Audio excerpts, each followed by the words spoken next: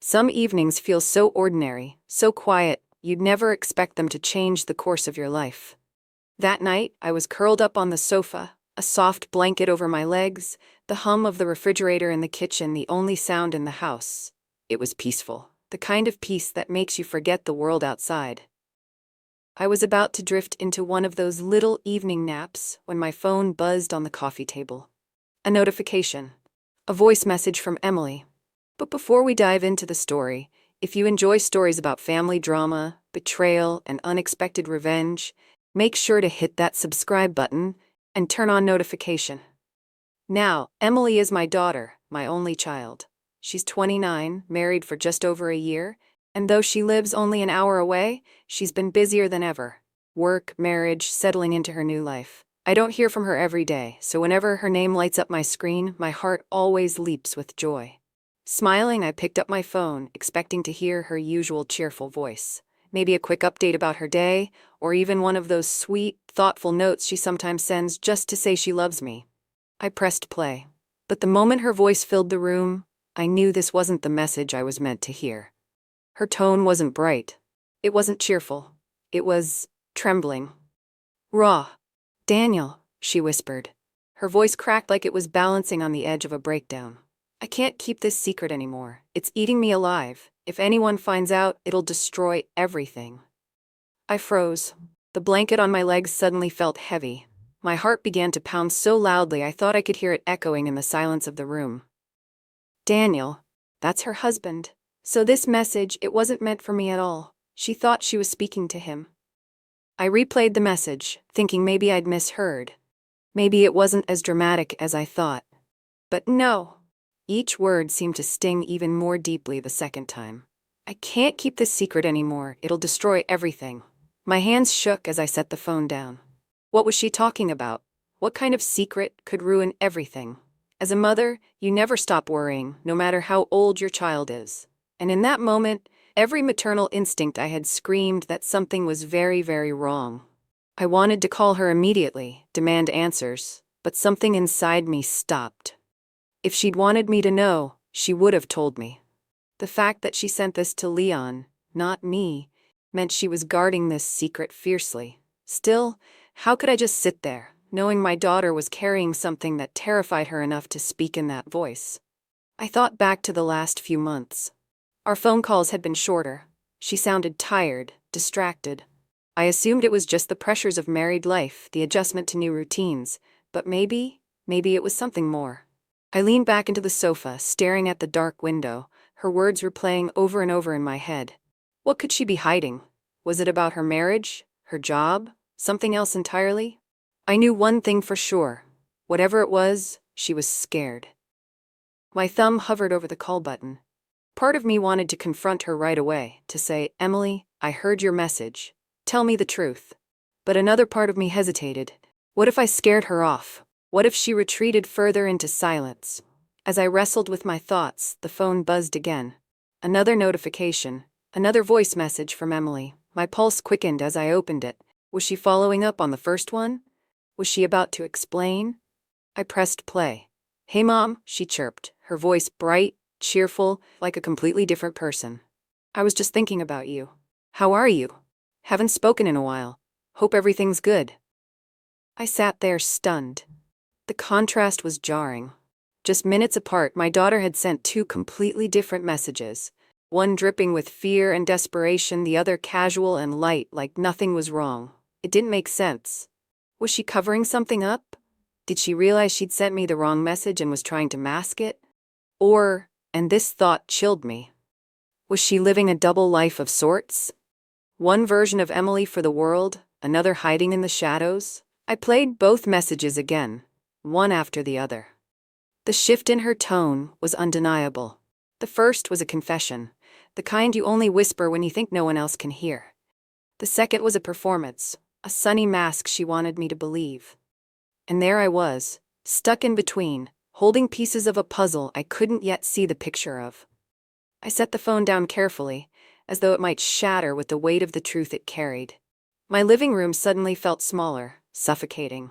The walls seemed to lean in closer, the silence louder than ever. What secret was my daughter hiding? And why was she so afraid of it being discovered? My mind spun with possibilities, each one darker than the last. Was her marriage falling apart? Was Leon involved in something dangerous? Was Emily herself in trouble? I couldn't shake the sound of her voice, the desperation in it. My daughter, who had always been strong, always so sure of herself, sounded like she was drowning. And then I thought, what if she was drowning, in some way I couldn't see? And here I was, her mother, listening on the sidelines. Could I forgive myself if I ignored this? I knew I had to do something, but what? Call her and risk pushing her away? Pretend I hadn't heard and wait for her to come to me? I sat there for hours, the phone clutched in my hand, wrestling with my instincts. Protect her. Don't scare her. Find out the truth. Don't lose her trust. By the time I finally pulled myself to bed, the night felt heavier than any I could remember. I lay in the dark, staring at the ceiling, those words echoing in my mind again and again. I can't keep this secret anymore. If anyone finds out, it'll destroy everything. What could destroy everything? I didn't know then that this was just the beginning. That message was the first crack in a wall I didn't even realize existed. A wall hiding things I never imagined my daughter could be caught up in. And as much as I tried to sleep, I couldn't shake the feeling that something terrible was about to unravel, not just in Emily's life, but in mine as well. The next day, I decided I couldn't sit back anymore. If my daughter wouldn't tell me the truth, I'd have to find it myself. And that meant stepping into her world, the world she was so desperately trying to hide. After that night, the mistaken message, the cheerful follow-up, I couldn't rest. My thoughts spun endlessly, circling around Emily, her trembling voice and that haunting phrase, "If anyone finds out, it'll destroy everything." By Saturday morning, I made up my mind. I needed to see her. Not just hear her voice over the phone, not exchange polite words, see her. Look into her eyes. A mother knows when her child is carrying a burden, and I was certain Emily was. So when she invited me for lunch, saying she and Leon would love to host, I didn't hesitate. I drove over with a basket of fresh fruit, my heart heavy with questions I wasn't sure I was ready to ask. Their house sat at the end of a quiet suburban street. The kind of home that looks perfect from the outside, neatly trimmed hedges, cheerful flowers lining the walkway, a little porch swaying in the breeze, the kind of home that says happiness lives here. But as I walked up the path, I couldn't help but wonder, was it all just a facade? Emily greeted me at the door, her smile wide but brittle, like porcelain that could crack at the slightest touch. "Mom," she said, hugging me tightly, "I'm so glad you came." Her warmth was real, but her eyes told another story. They darted quickly toward the living room where Leon stood, wine glass in hand, his charm radiating like a polished performance. "Mary," he said smoothly, leaning in for a hug. "Always a pleasure to see you. If you didn't know better, you'd think they were the picture of a perfect marriage." He kissed her cheek, pulled out her chair at the dining table, and laughed at her every word. But I noticed the small things. The way Emily flinched ever so slightly when he touched her shoulder, how her laugh didn't quite reach her eyes. I sat across from them, observing carefully as we ate. The conversation was light at first, Leon talking about work, about a new project he was leading. He was animated, charismatic. Emily nodded along, smiling when she was supposed to, but she hardly spoke. I tried to draw her in. "So, Emily," I asked gently, "how have you been? How's work treating you these days?" She opened her mouth to answer, but Leon jumped in. "She's doing great," he said quickly. "Just a little stressed with deadlines, but she's managing beautifully. Right, honey?" Emily glanced at him, then at me, and nodded faintly. "Yes, just busy, that's all." But her hands, resting in her lap, twisted together like she was wringing invisible cloth. Something in my chest tightened. She wasn't fine. I could feel it. I tried again later. "Emily, you seem a little tired. Are you getting enough rest?" Before she could respond, Leon leaned forward with a laugh. "I make sure she's taken care of, Mary. Don't worry, she's got me to look after her." He said it like a joke, but something in his tone made my stomach turn. It sounded less like care and more like control. Emily smiled weakly, her eyes flickering toward me for just a moment. And in that brief second, I saw it. A flicker of fear, the kind of fear a person tries desperately to hide. I knew then that I couldn't keep skirting around the edges.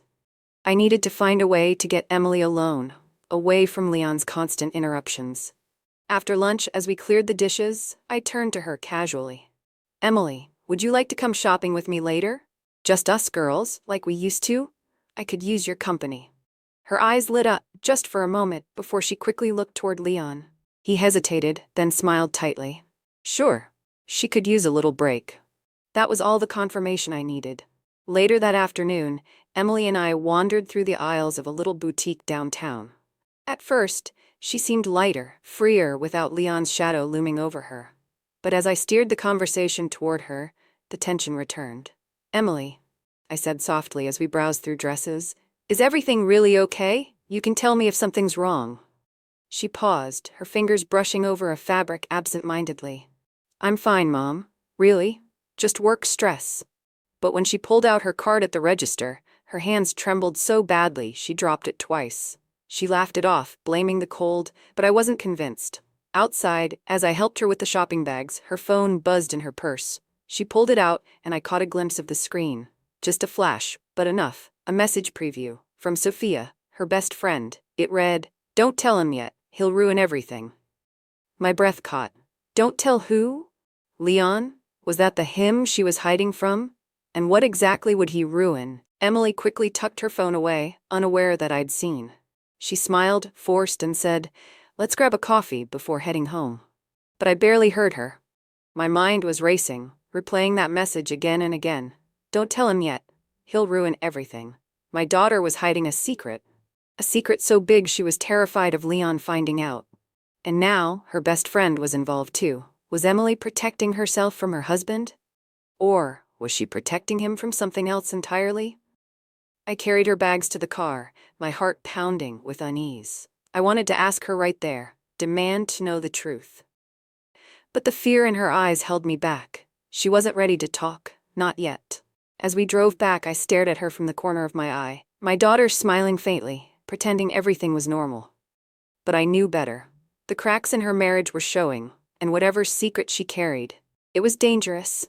And as much as I hated to admit it, I feared I had only seen the beginning. Because if Leon was the him in that message, then what kind of man was he really? And if he wasn't, then who was? The answers would come, but not without shattering everything I thought I knew about my daughter's life. When I left Emily that afternoon, the weight of what I'd seen on her phone pressed on me like a stone. Don't tell him yet. He'll ruin everything. Those words haunted me.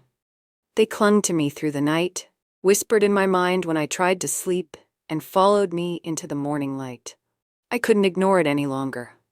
If Emily wouldn't tell me what was happening, then I had to find out another way. And there was only one person I could turn to. The person behind that message? Sophia. Emily's best friend, the girl who had been like a sister to her since high school. I'd always trusted Sophia, always believed she had Emily's best interests at heart. But that message, it told me she was wrapped up in this secret too. So I decided to pay her a visit. I didn't tell Emily. I couldn't risk it, not when she was already so on edge. Instead, I called Sophia, using the excuse that I just wanted to catch up. She agreed quickly, a little too quickly, and invited me over for tea. Her apartment was warm, decorated with soft colors and framed photos of friends and trips. On the surface, it radiated comfort, but as soon as she opened the door, I sensed something was off. She smiled politely, but it didn't reach her eyes. And when I mentioned Emily, her hands fidgeted with the sleeve of her sweater. We sat at her small dining table, steam curling from our cups of tea. For a few minutes, the conversation was casual. Weather, work, harmless things. But underneath it all, I felt the tension crackling in the air, like static before a storm. Finally, I leaned in. Sophia, you're close to Emily, closer than anyone. Tell me, is she really okay? She froze, the cup halfway to her lips. Of course, she said too quickly. She's fine. Her voice didn't match her words. I studied her, waiting. She avoided my eyes, staring into the tea as if it might give her courage. And then, almost in a whisper, she said something that made my blood run cold. Emily was always too loyal for her own good. I told her the truth would hurt you more than anyone. I sat up straighter. What truth? Her head snapped up, her eyes wide like she'd revealed too much. She shook her head quickly, forcing a laugh. Oh, nothing. I just meant she doesn't like to burden you, that's all. But her smile was brittle, and her hands trembled as she set her cup down. She was lying. I knew it. The rest of the conversation blurred, her words empty, rehearsed. But then something else caught my attention. On the bookshelf behind her was a framed photo. I recognized Emily instantly, younger, vibrant, her arms slung around Sophia's shoulders. On the other side of Emily stood Leon. The three of them together. At a party, glasses raised, laughter frozen in time. The problem was, this photo looked like it was taken long before Emily and Leon ever married. And the way Sophia subtly shifted in her seat when she saw my eyes linger on it told me everything. She didn't want me to notice. She didn't want me to ask the question that was screaming in my head. Why had Sophia been so close to Leon before Emily came into the picture? I didn't confront her, not then. Instead, I excused myself after a few more minutes, thanking her for the tea and her time. But as I walked out into the crisp air, my heart pounded with unease. The pieces were forming a picture, but not one I wanted to see. Emily's fear, Leon's control, Sophia's strange message, and now, evidence that Sophia and Leon's history ran deeper than I ever realized. I drove home in silence, my knuckles white on the steering wheel. Was Emily in danger? Or was she hiding from betrayal that cut deeper than I could imagine? That night, I sat in my living room again, staring at my phone, debating whether to call Emily. I needed answers, but before I could decide, the screen lit up, a new notification, another voice message. From Emily. My hands shook as I pressed play. Her voice came through in a frantic whisper, raw and terrified. Leon can't find out. He'll destroy me. Please just keep this between us. I froze, but then I heard it. Another voice in the background, faint but unmistakable. Sophia. She was there with Emily. My chest tightened, panic surging through me. Whatever this secret was, Emily wasn't just hiding it from Leon. She was sharing it with Sophia. And Sophia was helping her keep it. But why? What were they protecting? And what exactly did Emily mean when she said Leon would destroy her? I stared at my phone long after the message ended, my mind spinning in circles. The truth was closer than ever, but every step I took only led me deeper into a maze of lies. And I couldn't shake the chilling thought that the people I thought I knew best, my daughter, her husband, even her best friend, were tangled in something far darker than I imagined. The pieces didn't fit. Not yet. But soon, they would. And when they did, I wasn't sure if I was ready to face the picture they revealed. Because deep down, I already knew whatever secret Emily was carrying. It wasn't just about her. It was about all of us. I couldn't hold it in anymore. The questions, the sleepless nights, the weight of secrets whispered in the dark, it had all brought me to this moment. My hands trembled as I sat across from Emily at her dining table. She looked so fragile, her eyes tired, her shoulders hunched under a burden she had never asked me to carry. Emily, I said softly, my voice breaking. I need you to listen. I pressed play on my phone, and the haunting voice message filled the room. Emily's voice, my daughter's voice, shaky, frightened, broken. Leon can't find out. He'll destroy me. Please just keep this between us. Emily's hands flew to her face as if the sound of her own words burned her. She began to sob, her body shaking violently, and I reached for her. But she pulled away at first, choking out, "I didn't mean for you to hear that, Mom. I didn't want you to know. I didn't want you dragged into this mess." My heart clenched. Mess? This wasn't just stress. This wasn't just marital tension. This was something darker.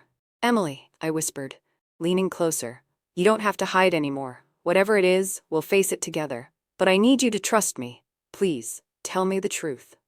Her sobs slowed into ragged breaths. She wiped her tears with the back of her hand, staring down at the table, unable to meet my eyes. And then finally, she whispered, "It's Leon and Sophia." The name hit me like ice water. Sophia. Her best friend. Emily's lips trembled as the confession poured out. She told me she had discovered after her wedding that Leon and Sophia had once had an affair. A brief but devastating betrayal that she had stumbled upon accidentally, hidden in old messages on Leon's laptop. She hadn't confronted him immediately, because by then she was already married.